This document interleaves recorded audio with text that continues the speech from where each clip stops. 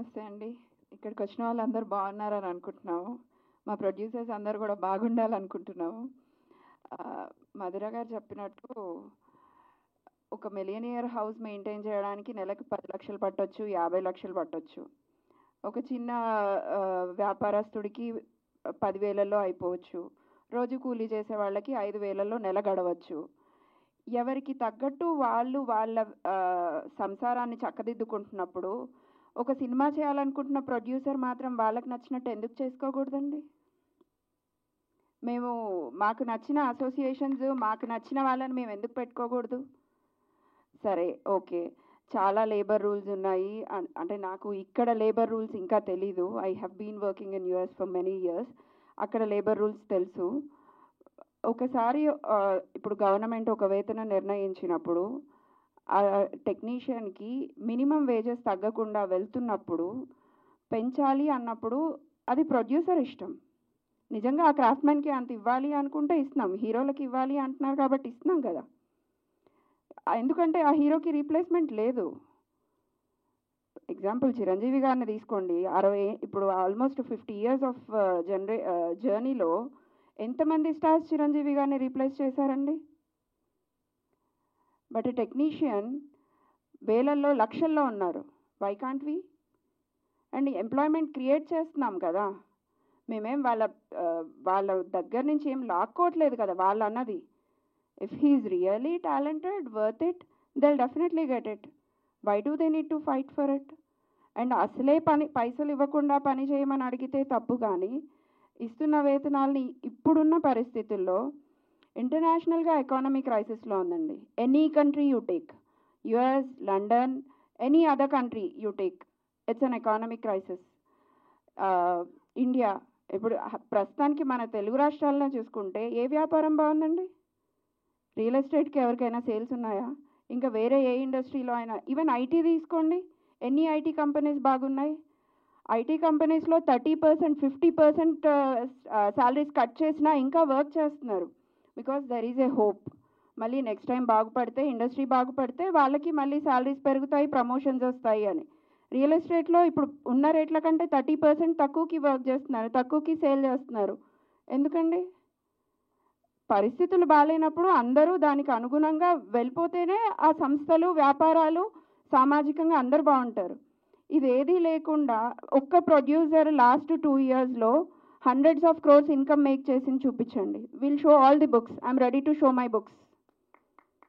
100 crores, more than 10 crores profits చేసిన ప్రొడ్యూసర్ని ఒక్కరిని చూపించండి. బుక్స్ ఐటీకి చూపించే బుక్స్ అన్నీ చూపిస్తాం మేము. ప్రతి book I'm ready to show. A producer last 2 yearsలో ఆఫ్టర్ కోవిడ్ తర్వాత టన్స్ ఆఫ్ మనీ మేక్ చేశారు, హ్యాపీగా ఉన్నారు అన్న ఒక్క ప్రొడక్షన్ హౌస్ని చూపించండి. ఎవ్రీబడి అంత చదువుకొని వచ్చి ఇక్కడ వ్యాపారం చేయడానికి రాలేదండి. సినిమా అంటే ఇష్టం. సినిమా లేకపోతే రోజు గడవదు. సినిమా ఎంటర్టైన్మెంట్ లేకపోతే ఒక అరగంట గడవదు.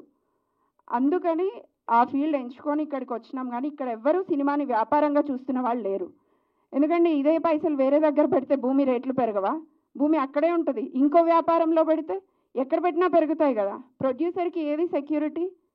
హీరో వర్క్ చేశారు కాబట్టి హీరోకి రెమ్యూనరేషన్ వెళ్ళాలి, డైరెక్టర్ వర్క్ చేశారు కాబట్టి డైరెక్టర్కి రెమ్యూనరేషన్ వెళ్ళాలి. అదేవిధంగా ప్రొడ్యూసర్స్ వర్క్ చేస్తున్నారు కదా. ఎంతమంది ఇక్కడ ఉన్న వాళ్ళు రెమ్యూనరేషన్ తీసుకుంటున్నారు? Any producer you name it, చిన్న పెద్ద అనేవి ఎందుకు వస్తున్నాయో తెలియదు కానీ ఒక్క ప్రొడ్యూసర్ కూడా హ్యాపీగా లేరు. At least last couple of years.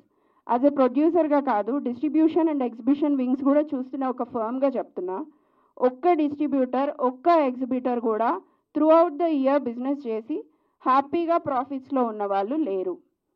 సొంత వ్యాపారాలు అమ్ముకొని, సొంత స్థలాలు అమ్ముకొని, సినిమా మీద, ఓన్లీ సినిమా మీద ఉన్న ఇష్టంతో ఇంకా ఇండస్ట్రీలో గడుపుతున్న వాళ్ళు 99%. మేబీ కొంతమంది అనొచ్చు ఎక్స్పీరియన్స్ లేదు కదా మీకు అన్నీ అలాగే కనిపిస్తాయి అని. అండ్ ఐ డోంట్ నో, నెగిటివ్గా కూడా మాట్లాడతారేమో, మీకేం తెలుసు, మీరు వచ్చి ఎన్ని సంవత్సరాలు అవుతుంది అని. కానీ కొంచెం చదువుకున్న వాళ్ళం కాబట్టి అర్థమవుతుందండి పరిస్థితులు చూస్తుంటే. చాలా అంటే చాలా దయనీయమైన పరిస్థితుల్లో ఉంది Telugu film industry. We have made movies like Baahubali, Pushpa 2 or Hanuman, anything. కాకపోతే ఇప్పుడున్న సిచ్యువేషన్లో ఏ ప్రొడ్యూసరు హ్యాపీగా లేరు. అది మా అందరికంటే ఎక్కువగా మా కార్మికులకు తెలుసు. ఈరోజు నాతో వర్క్ చేస్తున్న సినిమాలో ఎవ్రీ యూనియన్ మెంబర్స్కి తెలుసు మేము ఎంత స్ట్రగుల్ పడుతున్నామో సినిమా కంప్లీట్ చేయడానికి. ప్రతి ప్రొడ్యూసర్ వాళ్ళకి తెలుసు. వాళ్ళకన్నా ఒక షెడ్యూల్ అయిపోయేసరికి అమౌంట్స్ రిసీవ్ అవుతున్నాయి. ప్రొడ్యూసర్కి సినిమా అయిపోయి రిలీజ్ అయిన తర్వాత కూడా 90% ఆఫ్ ది అమౌంట్స్ రావట్లేదు. 90% ఆఫ్ పీపుల్కి అసలు అమౌంట్స్ రికవరీయే అవ్వట్లేదు. మేము మాట్లాడకూడదు, ఎందుకంటే మాట్లాడితే వాళ్ళ హీరో సినిమా వల్ల నష్టపోయామని అంటారు కొంతమంది. ఇంకా కొంతమంది వాళ్ళకి బిజినెస్ చేతగాక చేయలేదంటారు. ఇంకా కొంతమంది మీకేం తెలుసు అసలు అని మాట్లాడతారు. ఇంకా కొంతమంది మేబీ నేను అమ్మాయిని కదా నువ్వు నోరు మూసుకొని ఇంట్లో ఉంటే బెటర్ ఏమో అనేవి చాలా రకాలుగా వినబడతాయి. కాకపోతే ఇప్పుడు ఇండస్ట్రీ ఉన్న సిచ్యువేషన్స్లో రేట్ హైక్ చేసే పరిస్థితుల్లో ఏ ప్రొడ్యూసర్ లేరు. అది అందరికంటే ఎక్కువ మా కార్మికులు ఎవరైతే అసోసియేషన్స్ రిప్రజెంట్ చేస్తున్నారో వాళ్ళకి బాగా తెలుసు. అసోసియేషన్స్ వాళ్ళని మేమేం తప్పు పట్టట్లేదు, ఎవరికైనా వాళ్ళకి కావాల్సింది అడిగే హక్కు ఉంది. కాకపోతే ఇది రైట్ టైం కాదు. ప్రొడ్యూసర్స్ అందరము ఏకధాటిగా ఒకసారి ఎప్పుడైతే వాళ్ళకే తెలుస్తుంది కదా ఈ సంవత్సరంలో ఎన్ని హిట్ మూవీస్ వచ్చాయండి. సో ఇటువంటి పరిస్థితుల్లో మేము వాళ్ళని కాదు అనడానికి కూడా మా దగ్గర స్ట్రాంగ్ రీజన్స్ ఉన్నాయి కాబట్టే కదా చేయలేకపోతున్నాము. ఎప్పుడైతే సిచ్యువేషన్ సినిమా ఇండస్ట్రీ బాగుపడుతుందో డెఫినెట్గా we all there to accommodate their whatever they are asking. వాళ్ళకి ఎప్పుడు ఏది కావాలన్నా చూసుకుంటూనే వస్తున్నారు ప్రొడ్యూసర్స్ అందరూ. కోవిడ్ లాంటి సిచ్యువేషన్స్లో కూడా ప్రైస్ హైక్ అడిగితే చేసాము కాదనకుండా.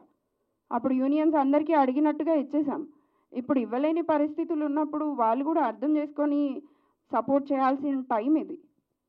ఇక్కడ ఎవరు ఎక్కువ ఎవరు తక్కువ అన్నది పక్కకు పెడితే 24 క్రాఫ్ట్స్తో పాటు అందరం కలిసి వర్క్ చేస్తేనే ఈ ఇష్యూ రిజాల్వ్ అవుతుంది. ఐ డోంట్ నో ఎవ్రీబడి ప్రతి ఒక్కరూ అర్థం చేసుకొని దీన్ని ఎంత తొందరగా వీలైతే అంత తొందరగా రిజాల్వ్ చేస్తారని కోరుకుంటున్నాను.